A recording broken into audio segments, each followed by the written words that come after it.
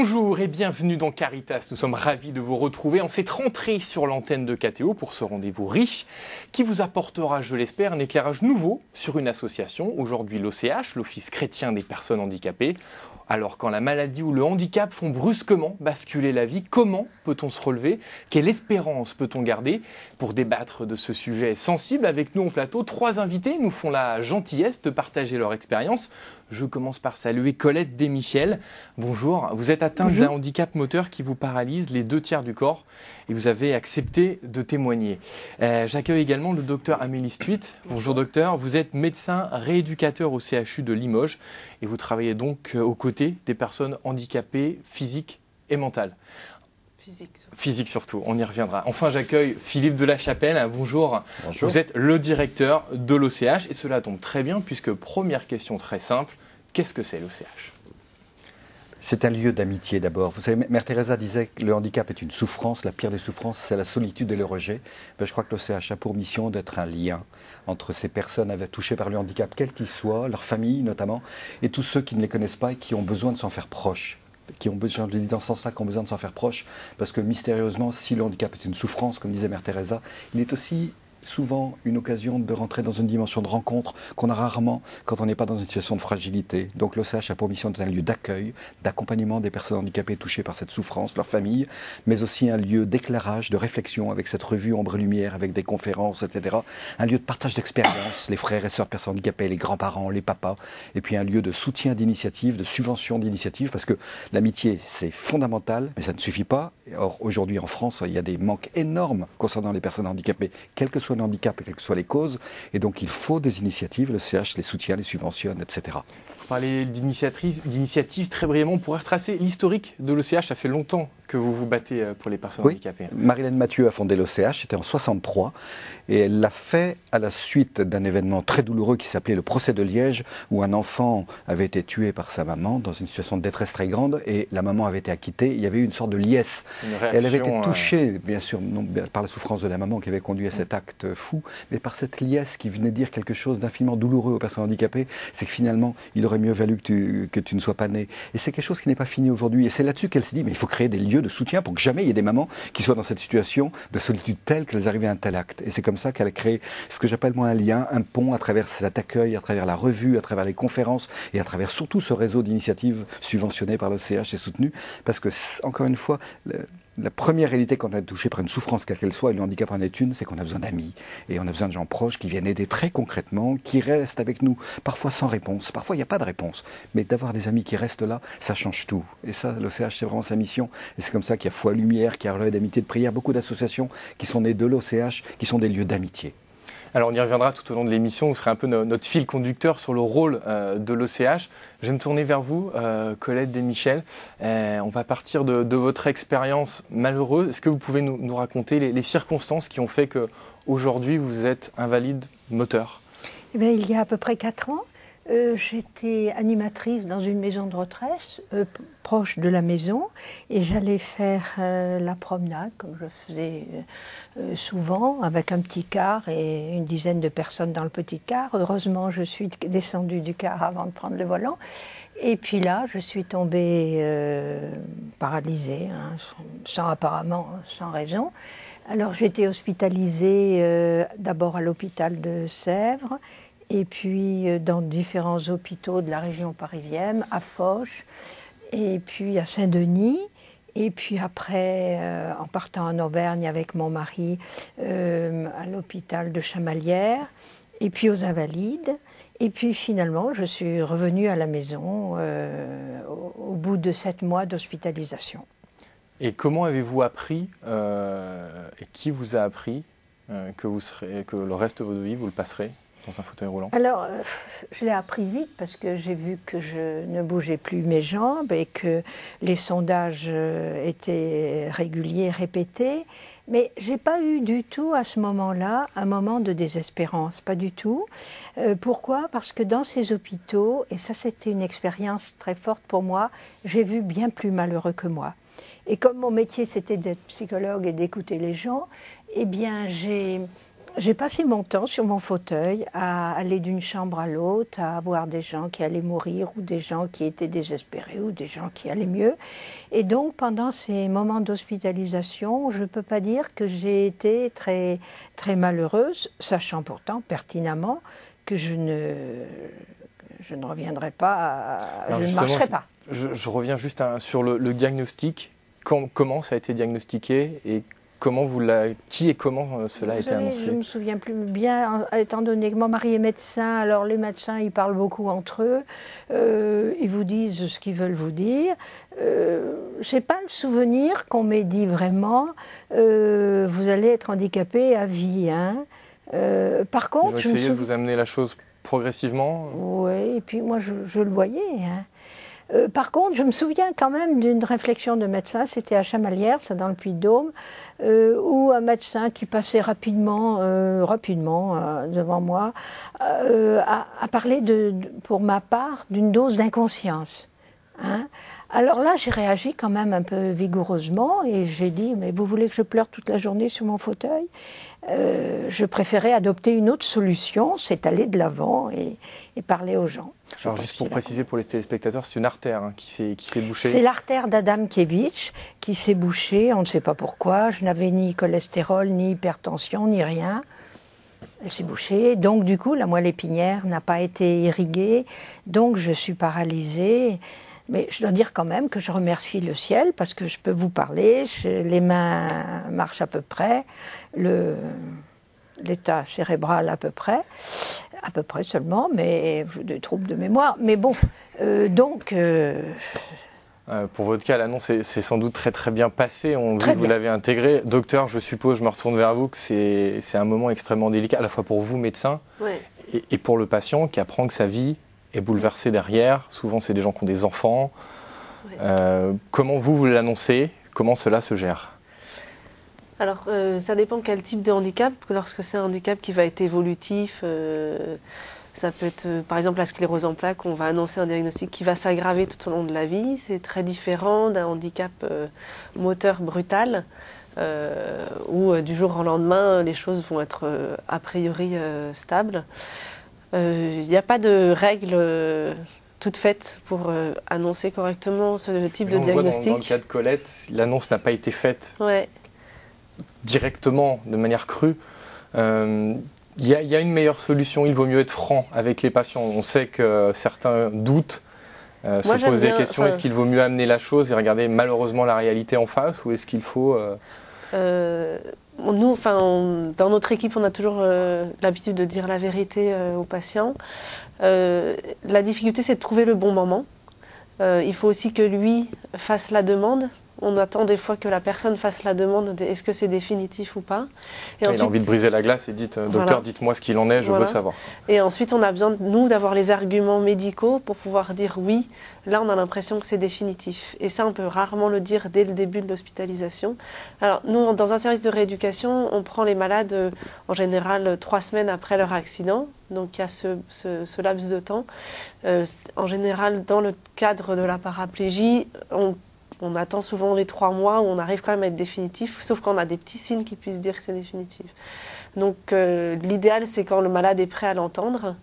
Et puis des fois, après, on devance le diagnostic.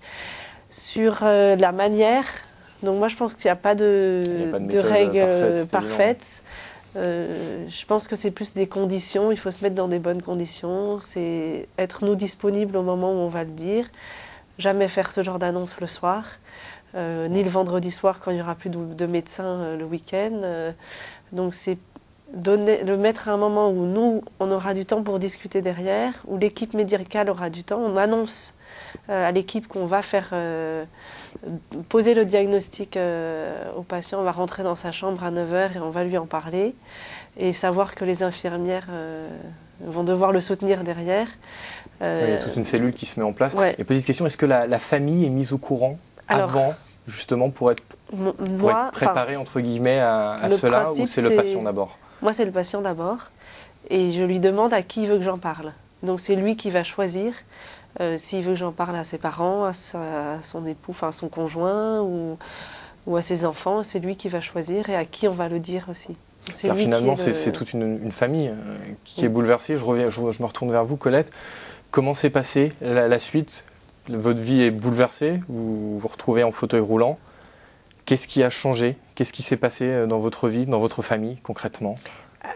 Au moment de l'accident, à l'hôpital, j'ai vu arriver tous mes enfants, mes petits-enfants, vous savez que j'en ai beaucoup, et il y a eu une proximité très grande, hein, ça c'est sûr. Hein.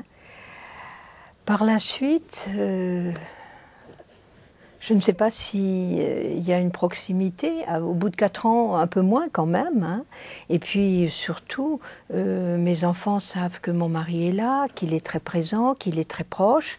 Et je crois qu'ils font confiance à mes enfants, à leur père, pour me soutenir. Et au quotidien, qu'est-ce qui a changé? Vous avez dû réaménager la maison, je suppose? Bien sûr. Nous avions une grande maison, puisque les 10 enfants, il fallait les caser quelque part. Il faut préciser, vous avez 10 enfants. Hein. Oui.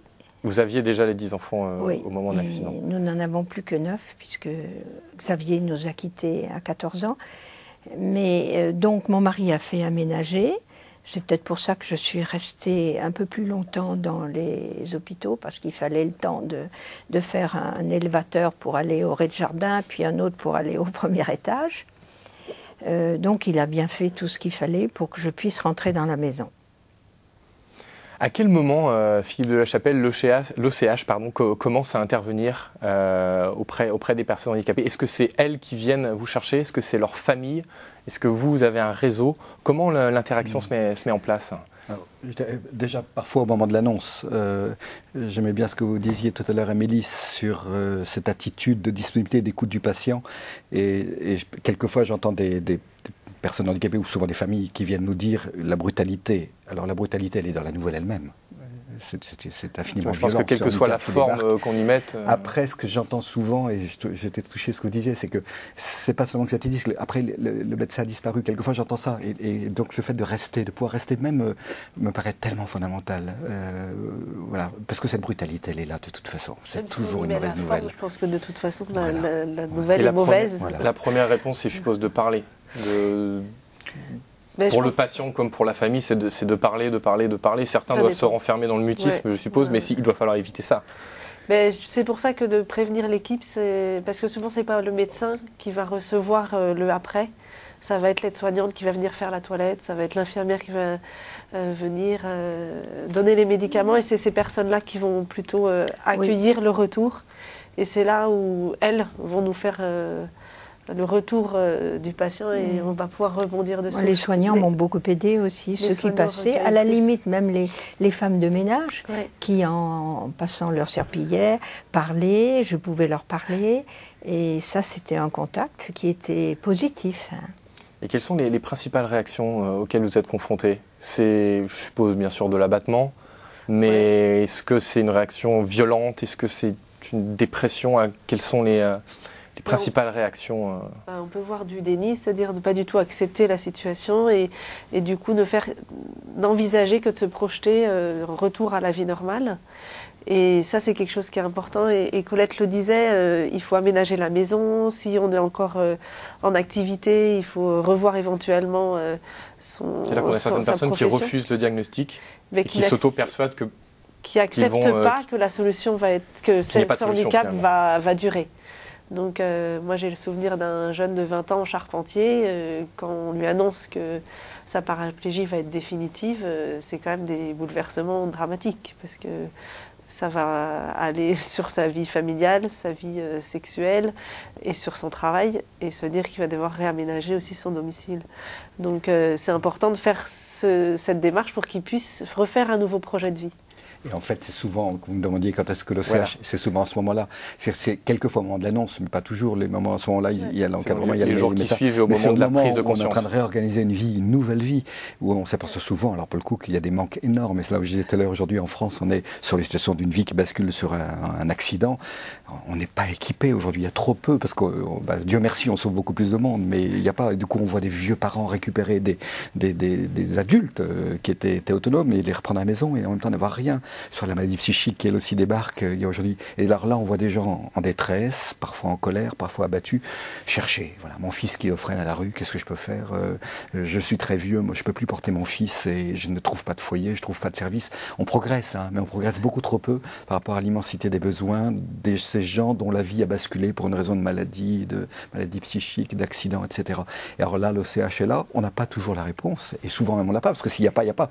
Mais notre attitude, ça va être d'essayer d'être avec jusqu'à ce qu'on trouve quelque chose qui sera peut-être pas la réponse, mais qui va changer, parce qu'il y a une association d'amitié comme l'Oser et Progrès, parce qu'il y a un relais d'amitié de prière, etc., qui vont créer un lieu où les gens vont se partager les expériences et trouver ensemble des réponses. Alors justement, vous parliez des difficultés, je m'adresse un petit peu à tous les trois. Quelles sont les difficultés majeures auxquelles les personnes handicapées sont confrontées au début de leur deuxième vie, si j'ose dire? Quels sont les principaux combats qu'ils doivent mener?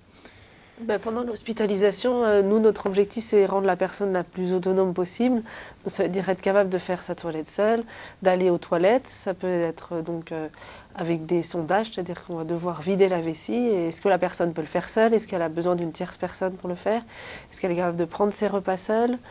Donc toutes ces activités de la vie quotidienne qui sont très simples pour la personne valide, c'est l'objectif de l'hospitalisation, pour ensuite envisager est-ce qu'un retour à la maison est possible? Est-ce que ça va être seul parce qu'il y a suffisamment d'autonomie? Est-ce que c'est obligatoirement avec une tierce personne? Donc en général, quand il y a la famille, c'est des aidants majeurs, et malheureusement, quand il n'y a pas de famille, quand le handicap est sévère, le retour à domicile est souvent difficile. Et après, quand il n'y a pas de solution, c'est les institutions. Donc cette hospitalisation en fait est là pour essayer de personnaliser ce projet de vie adapté au handicap. Et Colette, justement, votre retour à la maison, une fois cette première étape passée, il y a eu un contre-coup. Difficile. Voilà. En fait, je crois que la grande difficulté, c'est qu'à l'hôpital, c'est quand même un milieu qui est fait pour le handicap, c'est facile.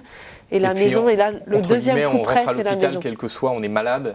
Ouais. Et je pense que psychologiquement, peut-être qu'on a l'idée qu'on sort de l'hôpital et tout s'arrête. Or, malheureusement, c'est le retour au quotidien de la maison. Ouais, et là, c'est des nouvelles difficultés. La société n'est pas adaptée. On peut plus passer, on peut pas aller où on veut parce que c'est pas adapté au fauteuil roulant. Pour prendre l'exemple du fauteuil roulant. Et puis la maison. Quelquefois, mon mari, on revient d'Auvergne. Mon mari et moi aimons bien voir les vieilles églises. La première question, les marches. Comment rentrer dans l'église? Et la plupart du temps, on ne peut pas rentrer. Oui, les obstacles en handicap physique, ils sont partout. Ils sont partout et on n'y pense jamais. Mais ils sont partout. Et moi, je vois bien, mais les églises, pour prendre cet exemple, l'OCH, entre autres, subventionne des paroisses pour qu'elles rendent leur lieu accessible. Mais j'ai très peu de demandes. Et j'ai beau le dire, je crois qu'on n'en a pas conscience de la souffrance que ça génère, de l'exclusion que ça génère. Parce que ça prive des personnes qui en ont d'autant plus besoin, parce qu'elles sont fragiles, d'un accès à la vie spirituelle qui est si important à une communauté, etc. Mais je prends cet exemple, c'est vrai pour partout. Mais il n'y a pas que le physique. Je vais prendre l'exemple de handicap psychique, c'est la maladie mentale, elle génère une solitude énorme parce qu'il y a une peur très grande et du coup les familles d'abord commencent par se recroqueviller sur elles-mêmes parce que c'est un réflexe naturel, mais en plus quand elles veulent commencer à réouvrir des liens, c'est impossible. Donc il y a aussi une grande difficulté de solitude. Vous évoquiez justement le handicap mental, et tout de suite je vous propose de regarder ensemble un premier reportage. Il s'agit du témoignage émouvant de Michel qui souffre depuis son adolescence de TOC et de troubles bipolaires. François Lespèce l'a rencontré pour Caritas. Pour Michel, 45 ans, tout commence à l'adolescence. Apparaissent alors les premiers TOC, ou troubles obsessionnels compulsifs, qui l'obligent à certains rituels pour calmer une phobie de la saleté. Mais c'est des années plus tard que sera diagnostiquée la maladie qui leur est parfois liée, la maniaco-dépression. Ces troubles, appelés aussi bipolaires, font passer le malade par des crises d'exaltation et de dépression plus ou moins prononcées. Mis d'abord sur le compte d'une adolescence difficile, puis d'un mauvais caractère, la maladie de Michel a mis des années à être diagnostiquée. Très instable professionnellement, avec 15 démissions en 15 ans, Michel plonge peu à peu dans une grande détresse. En l'an 2000, alors qu'il vit l'enfer, il cherche enfin de l'aide. C'est ça qui est très dur dans cette maladie, c'est que quand vous êtes en phase d'excitation, vous n'êtes pas malade, c'est les autres qui sont malades. Quand vous êtes en phase de dépression, vous ne pouvez plus vous battre. Donc à quel moment on se rend compte finalement qu'on est malade? C'est ça qui est difficile, c'est de se prendre en main, se dire t'as un problème psychique.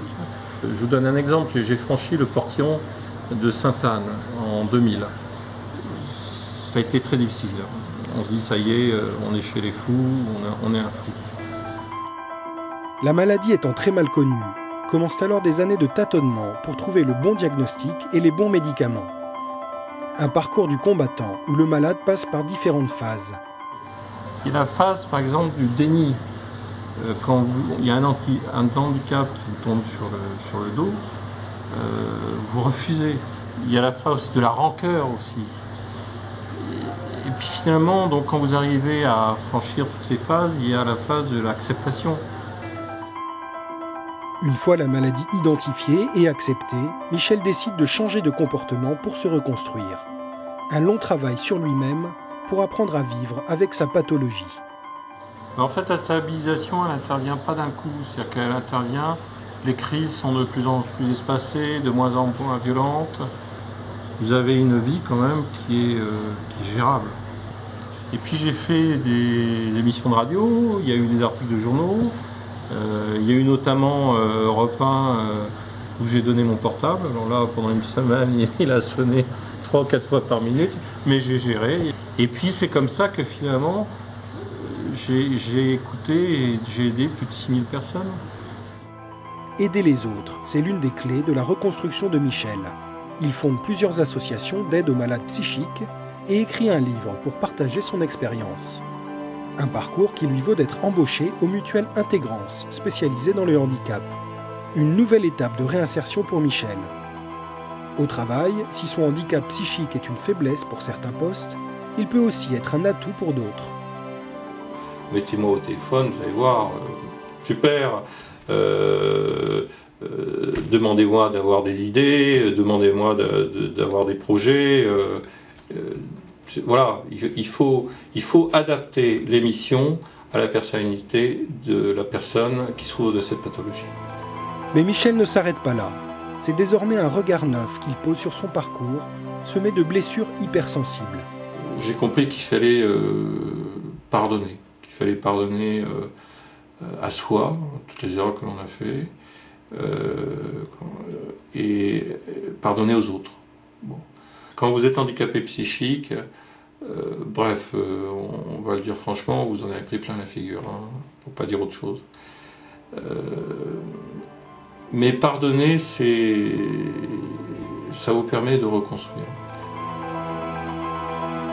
Un pardon qui permet à Michel de continuer à avancer. S'il n'est pas guéri et souffre toujours de ses tocs, il apprend peu à peu à ne plus en être esclave. Un signe d'espoir pour tous les malades psychiques. Pardonner, c'est se reconstruire. Ça doit être une maxime qui vous tient à cœur, ça, Philippe de la Chapelle. Oui.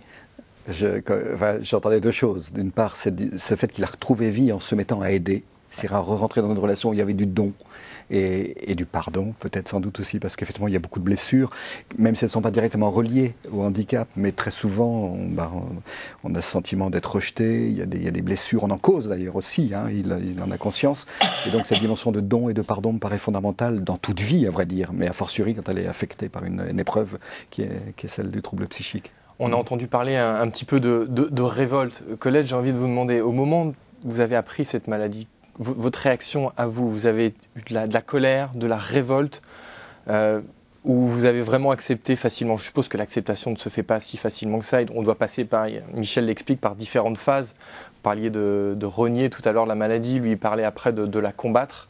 Est-ce que vous avez été habité par ce genre de sentiments? La révolte, non. Je ne vois pas bien contre qui j'aurais pu me révolter. Contre Dieu, il a autre chose à faire que de s'occuper de ma paralysie. Hein. Et puis enfin, les détresses dans le monde sont tellement infiniment plus grandes que la mienne que j'allais pas me révolter. Par contre, il y a quand même un combat chaque matin. Parfois, le matin, je me réveille, j'ai oublié que j'étais paralysée. Et tant mieux, je ne sais pas si j'ai rêvé ou quoi, enfin bon. Et, vous prenez positivement, ça pourrait être pris négativement malheureusement, de se réveiller en pensant que tout va bien et que chaque matin tout va mal. Pas tout va bien, mais il y a quand même un combat, il faut aller faire le sondage, il faut faire des choses un peu difficiles, mais bon, tout le monde en fait des choses difficiles. Hein. Puis moi je sais très soutenue par mon mari, par la famille, et puis par l'action. Je crois qu'il faut dire cela, hein. Sortir de soi, ce que vous disiez tout à l'heure, faire quelque chose, s'ouvrir à plus malheureux que soi, à la limite c'est simple. Docteur, la révolte, vous la constatez chez certains patients, peut-être qu'elle peut aider aussi également après à se battre, à combattre et à progresser dans sa vie. C'est vrai qu'on voit, je pense que chaque personne a son parcours particulier, mais c'est sûr qu'il y a cette phase des fois de déni, puis ensuite d'acceptation, et c'est sûr qu'une fois qu'il y a une acceptation, les gens peuvent aller de l'avant. La révolte, où parfois il persiste en fait toujours un espoir de retrouver ses jambes, pour prendre l'exemple de la paraplégie. Et je me souviens, mon chef de service me disait, des fois s'il reste ça, c'est ça qui les fait tenir aussi.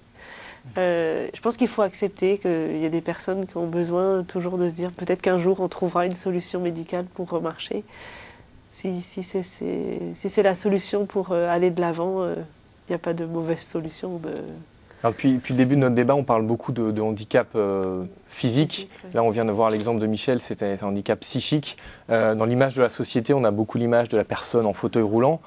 C'est loin d'être la réalité. C'est une forme de tabou, le handicap psychique, ou c'est plus difficile d'en parler? Il est plus difficile d'en parler, il est plus difficile à accepter. D'abord, il est plus difficile à accepter pour soi-même. Hein. Très souvent, les personnes elles-mêmes ou leur famille me disent « on a mis 10 ans à accepter l'idée qu'il est schizophrène, etc. » Donc on met très longtemps à l'accepter, on a très longtemps à en parler, parce que c'est tabou, de fait, comme il est un peu invisible, voilà, c'est plus facile. Dur, donc on s'enferme, et ensuite, effectivement, je crois qu'il génère une peur assez grande.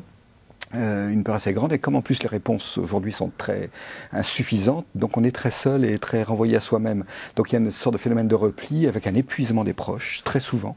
Et quand je dis épuisement, c'est parfois des familles qui craquent, hein, qui basculent, et il y a de quoi. Donc il y a vraiment un entourage à former autour des personnes qu'elles sont touchées par la maladie psychique, tout particulièrement pour que cette solitude ne vienne pas, enfin là, qu'elles trouvent les relais dont elles ont besoin, sans quoi on devient tous malades. Alors justement, l'OCH, à ce moment-là, vous devez intervenir. C'est là que vous prenez tout. Oui, c'est vraiment une mission, en tout cas d'être là et d'essayer de renvoyer les personnes vers des lieux d'amitié, des lieux de soutien, qui ne seront peut-être pas la réponse, le foyer, le soin, mais qui au moins feront que la personne ne sera pas enfermée. Et la famille, hein, je pense toujours beaucoup aux familles qui sont très affectées très souvent, parce que c'est pas toujours les personnes malades psychiques elles-mêmes qui viennent nous voir, c'est souvent les familles qui viennent frapper à la porte et qui n'en peuvent plus. Parce que la société a du mal à accepter la psychiatrie en général, et je pense que ça, c'est lié à l'histoire. La psychiatrie, c'est les fous, et je pense que c'est dit dans le reportage. Voilà. J'ai passé le Porche de Sainte-Anne. Voilà. C'est presque une honte à vivre. On parlait d'acceptation du handicap, accepter un handicap psychique. Dire que son enfant va à l'hôpital parce qu'il a les jambes qui ne marchent pas, ou dire que son enfant va à l'hôpital psychiatrique parce qu'il est schizophrène, le regard renvoyé est très différent. Mais je pense que ça, c'est... La société doit accepter. Médecin, justement, vis-à-vis des maladies psychiques? Alors, je ne suis pas psychiatre, j'en vois très peu. Par contre, on a des troubles psychiatriques qui sont liés au traumatisme crânien. Donc, nous, c'est ce qu'on appelle le handicap invisible. Parce qu'en effet, la personne n'a pas de séquelles physiques.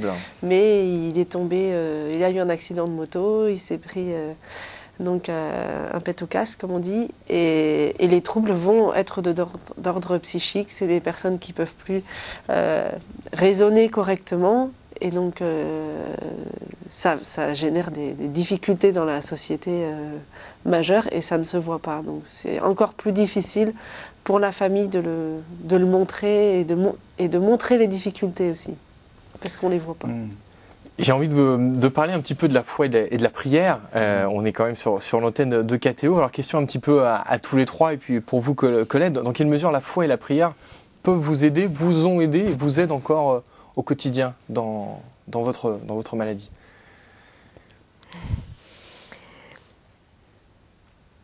C'est sensible d'en parler ou... Non, non, pas du tout. Ce qu'il faut, c'est peut-être analyser...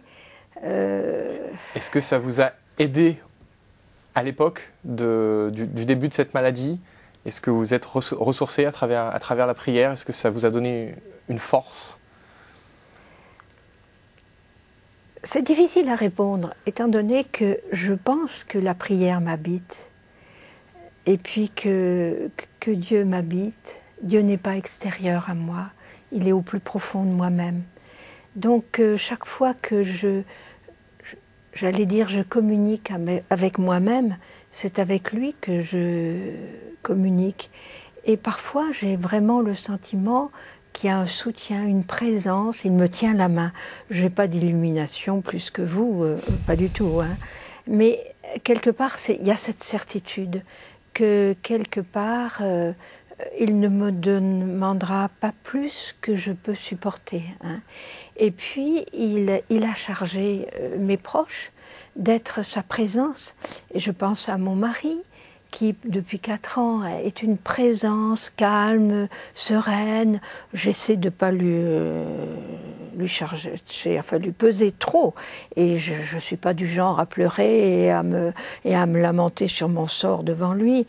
Mais je suis sûre que si un jour il y avait une dépression, ce que je n'ai pas connu, merci mon Dieu, il serait là. Et il est là. Il est là toujours. Vous nous avez dit en début d'émission que vous remerciez le Seigneur de nous avoir laissé les bras. Ah, ouais. Cette réaction a été immédiate ou c'est venu un petit peu dans le temps? Parce que c'est un message quand même relativement fort de dire... Non, mais dans les hôpitaux, j'en voyais qu'il y avait beaucoup plus que moi. Hein, ça m'a été une expérience très forte, cela. Des gens qui étaient dans la solitude ou enfermés dans une maladie mentale dont vous parliez tout à l'heure, ce qui est la pire finalement. Hein. Donc, je remerciais le ciel de pouvoir communiquer, lire, écouter la radio. J'ai quand même beaucoup écouté la radio et vivre la vie des autres m'aide énormément. C'est de ne plus parler de son déficit, mais parler des capacités. C'est aussi une manière de rebondir. Et en tant que médecin, on a cette... Voilà, il y a des déficits, mais il y a les capacités qui restent. Voilà. Et c'est ces capacités qu'on va exploiter pour rendre la vie meilleure. Ce que je voulais vous demander également à tous les trois, c'est à quoi peut-on se raccrocher? On peut se raccrocher au Seigneur, mais à quoi est-ce qu'on se raccroche? On se raccroche à ce qui reste de mobilité, on se raccroche à la famille. Le CA, je suppose, cherche les gens à amener vers l'espoir, donc à la fois du concret et vers du contact. Oui, et enfin, en tout cas, quand j'entends les témoignages de vie, de foi aussi des personnes touchées par un accident, un handicap qui arrive et qui fait basculer la vie, je ne sais pas si la foi... Comment dire, d'abord c'est tellement singulier qu'il n'y a pas de règle générale, mais en tout cas, elle ne prive pas encore une fois, du choc, de la souffrance, de la sidération, de la révolte, et parfois la révolte contre Dieu aussi. Enfin, et d'ailleurs, ça fait partie de la foi, la révolte contre Dieu. Je voulais vous demander justement, quand je pensais à révolte, quand on pourrait dire Dieu, pourquoi moi. Au moins, on s'adresse encore à lui pour lui dire pourquoi moi, etc. Et le pourquoi moi vient souvent, effectivement, et parfois même étonnamment, pourquoi moi étant, comme si j'avais commis une faute et que j'étais puni. Enfin, on est tous comme ça, hein, on est tous comme ça, mais c'est vrai que dans ces moments-là. Mais ce que par contre j'entends souvent dans les témoignages, c'est que cette expérience de vulnérabilité grande fait entrer dans une dimension de foi différente. Alors je ne sais pas si c'est la foi qui change la façon de vivre, mais par contre la foi est changée par cette expérience. Et si je devais un peu résumer, c'est comme si je découvrais un visage de Dieu que j'avais moins connu avant, ce Dieu vulnérable, le Dieu de la croix, le Dieu de la crèche, le Dieu qui est petit, quoi, qui est le Dieu des Zéménie, qui est angoissé, etc. Et d'une certaine manière, on découvre un visage de Dieu tellement proche de nous, et qui de fait vient me rejoindre dans ma propre vulnérabilité. Donc il y a souvent une expérience, souvent, hein, pas toujours, mais de fois singulière, qui me semble infiniment juste. C'est ce que vous vivez, là. Je vous sentais réagir, Colette. Oui, mais alors pour venir à des choses plus concrètes et plus matérielles, je dirais que le faire aide beaucoup. C'est-à-dire, au lieu de rester dans sa chambre, sur son lit, à penser au prochain sondage, je vais rencontrer les gens. Alors j'ai eu de la chance parce que, je vous l'ai dit, en Auvergne, j'avais une maison de retraite où mon mari avait la gentillesse de me descendre 2 fois par semaine. Et là, à côté de chez moi, il y en a 2. Donc, si à un moment je sens que je risquerais de paniquer sur mon sort, je pars avec mon fauteuil, je vais voir. Et alors là, c'est merveilleux parce que écouter les gens, je crois que ça, c'est beaucoup. Apprendre à écouter la souffrance d'autrui. Bah, du coup, votre petit moi, vous l'oubliez. Hein. Ouais, c'est un beau message d'humilité. Que le handicap, c'est pas une grâce. Il faut pas oublier que c'est une souffrance et que c'est difficile, mais c'est source de grâce. Et je pense que c'est là où l'OCH fait son boulot, quoi. C'est que voilà, elle accepte la difficulté. Et moi, j'aime beaucoup la revue Ombre et Lumière, c'est qu'elle cache pas l'ombre. Il y a de l'ombre avec un S. Il y en a beaucoup. Mais et plus globalement, c'est ne pas se couper du monde, de sa famille, de la société, Ne pas se fonder dans un mutisme, mais aller vers les autres. Ouais. Et je vais vous proposer tout de suite de regarder un second reportage, toujours qui nous emmène vers un peu plus d'espoir, vous allez le voir. C'est Laurent qui est atteint d'une maladie orpheline, c'est l'ataxie de Friedreich. Mais Laurent se bat, il combat sa maladie, notamment grâce à l'équithérapie. On regarde tout de suite ce sujet signé Émeric Coletta. Il y a 10 ans, sur les chemins de Compostelle, Laurent Bidot croise un pèlerin en route avec son âne. Une rencontre qui a changé sa vie, jusque-là marquée par une maladie à ce jour incurable. Lui-même amateur d'équitation, il crée quelques années plus tard Cheval Espérance, une association basée à Rouen qui permet à des personnes handicapées de dépasser leur handicap en montant à cheval. Je l'ai créé pour véritablement redonner confiance aux personnes handicapées, leur montrer que le handicap n'était pas insurmontable et qu'il était possible, toujours possible de rebondir et de penser que tout reste possible quand tout semble perdu. Et l'espoir d'une vie meilleure, c'est clairement l'enjeu de l'équithérapie, l'activité principale du centre. Une thérapie certes, mais attention aux faux amis. Le but ici n'est pas de guérir, mais de soulager une détresse. L'équithérapie n'est pas une panacée, n'est pas un remède miraculeux, c'est une aide pour améliorer les choses. On a fonction d'apporter un baume de bonheur sur le cœur des plus fragiles. Le degré de handicap des participants est parfois très lourd, parfois invisible. Mais dans leurs différences, ces cavaliers portent tous la casaque de l'espoir pour passer un moment hors du quotidien, dépasser ses peurs, concrétiser un rêve ou avoir un simple loisir comme tout le monde.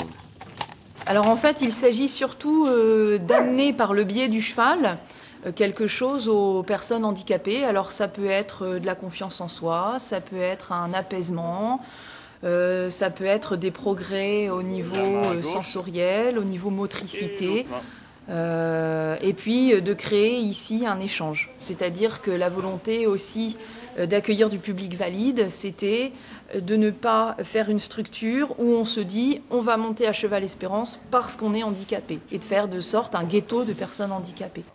L'ambition est remarquable, mais rencontre des obstacles concrets. Du dressage des chevaux aux selles spécialement conçues pour le public handicapé, l'accessibilité du centre doit être totale.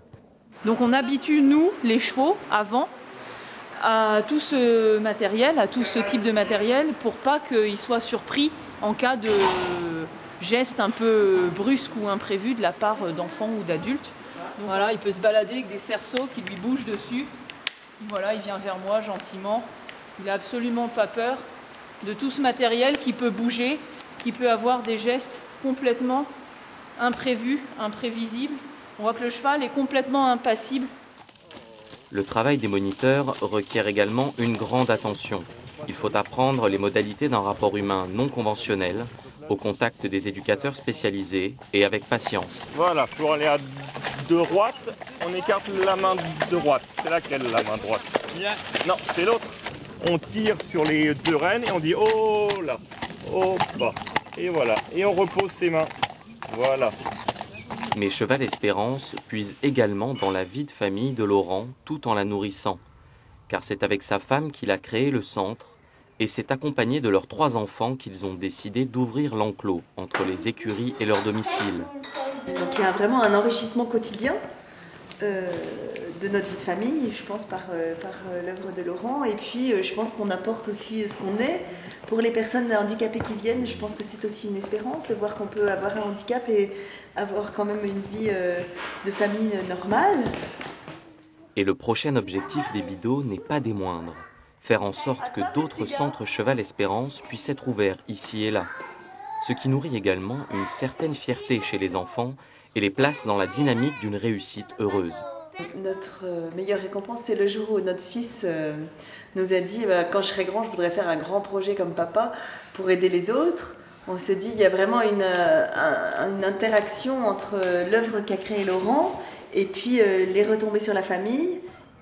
Comme un ultime paradoxe, on fait peut-être fausse route en pensant qu'il faut permettre à chaque personne handicapée d'avoir une vie normale sur des critères entendus.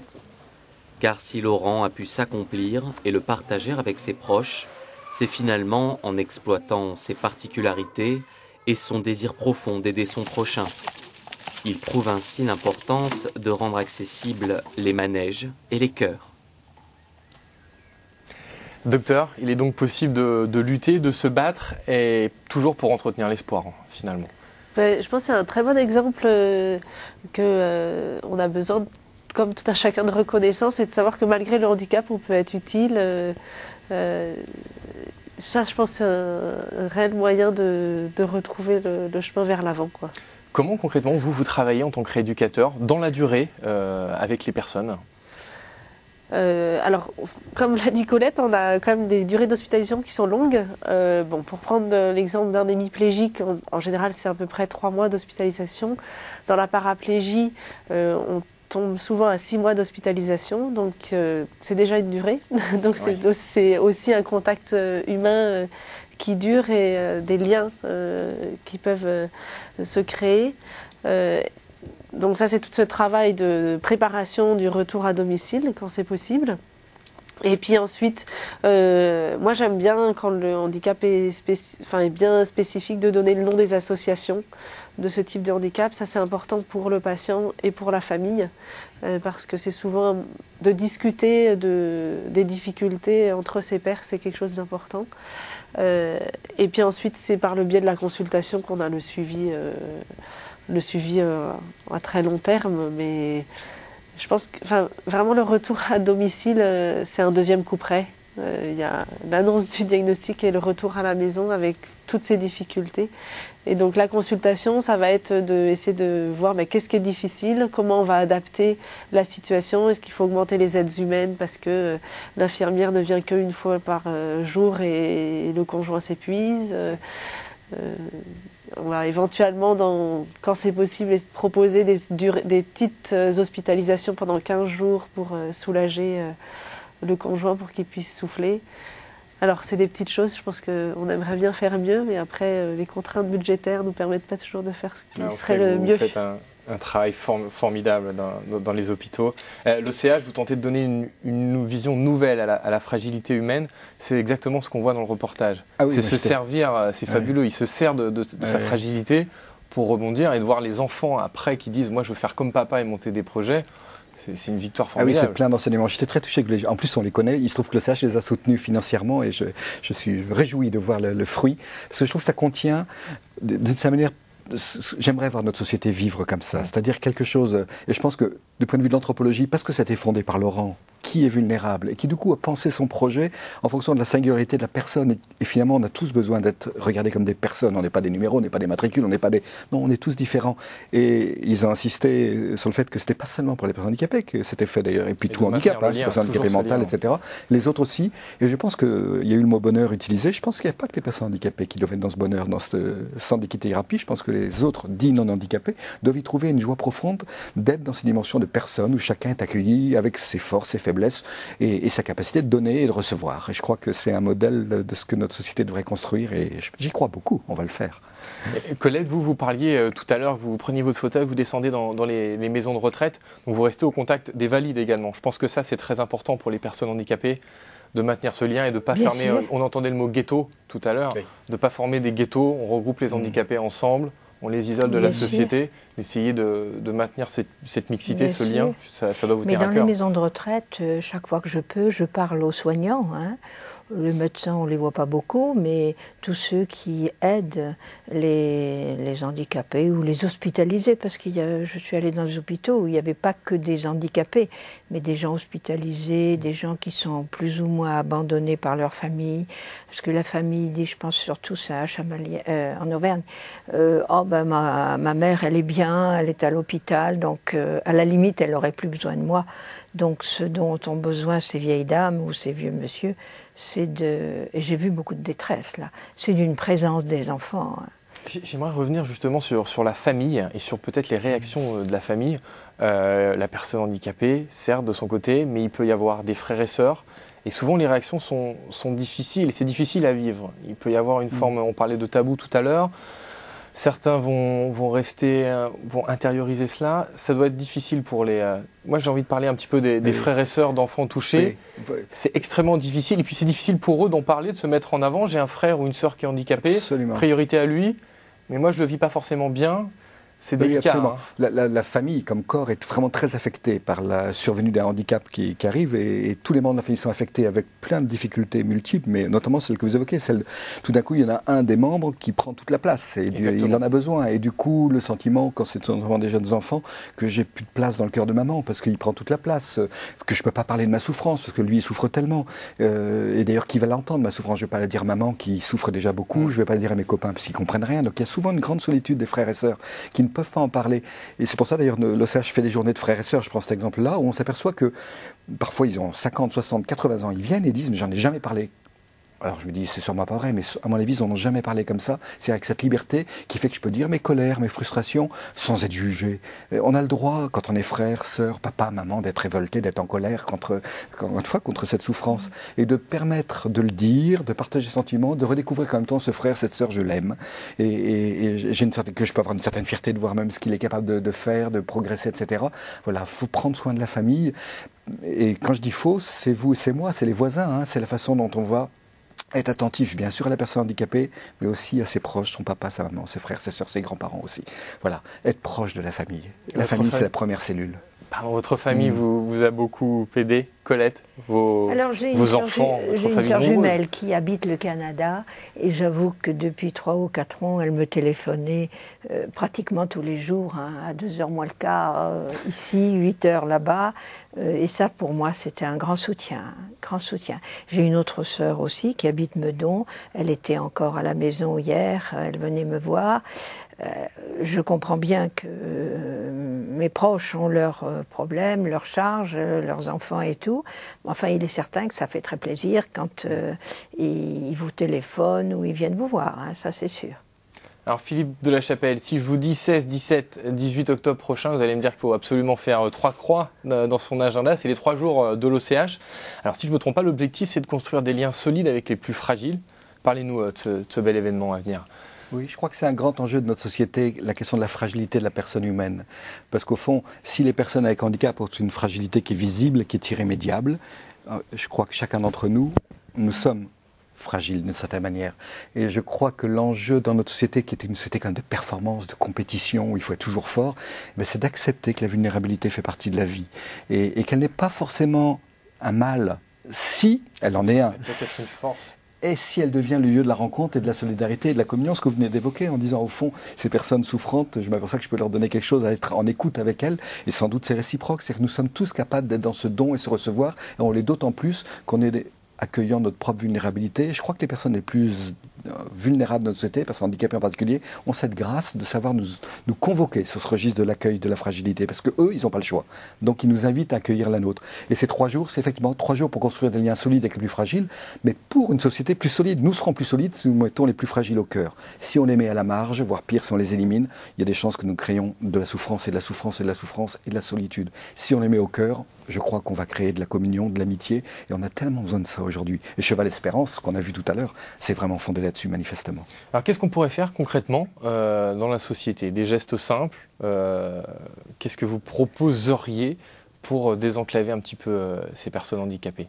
Ah, écoutez, moi je dis toujours, je vais souvent parler à des jeunes, il y a évidemment des lois à transformer. On a entendu ces jours-ci des colères de parents dont l'enfant n'était pas scolarisé. Je crois qu'il y a, c'est légitime, il y a un devoir de justice. Mais ça ne suffit pas et on ne peut pas se reposer que sur l'institutionnel.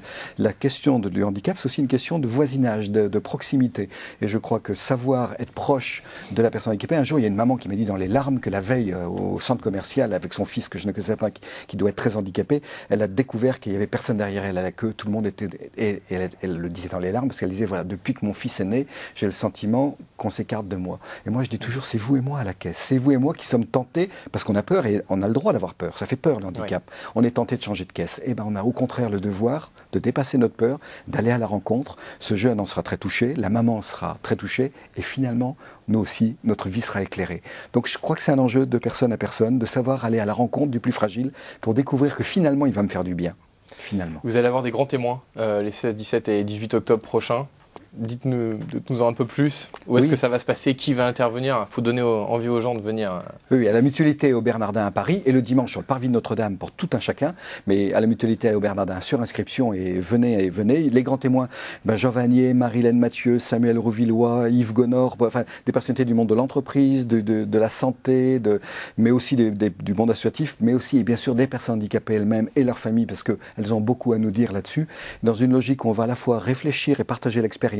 Parce qu'encore une fois, il y a une vraie anthropologie que les personnes handicapées nous révèlent. Et puis, les personnes handicapées seront là pour nous entraîner dans une dimension d'amitié dont nous avons tellement besoin. Donc, il y aura aussi des fêtes. On va aussi se réjouir. On va aussi être dans des spectacles le vendredi et le samedi. Donc, c'est vraiment 3 jours exceptionnels pour construire des liens solides. Et ça, on peut le voir sur le site de l'OCH. Et puis, un dernier petit mot. Je donnerai l'adresse du site en fin d'émission. Un petit mot aussi sur votre revue, sur Ombre et Lumière.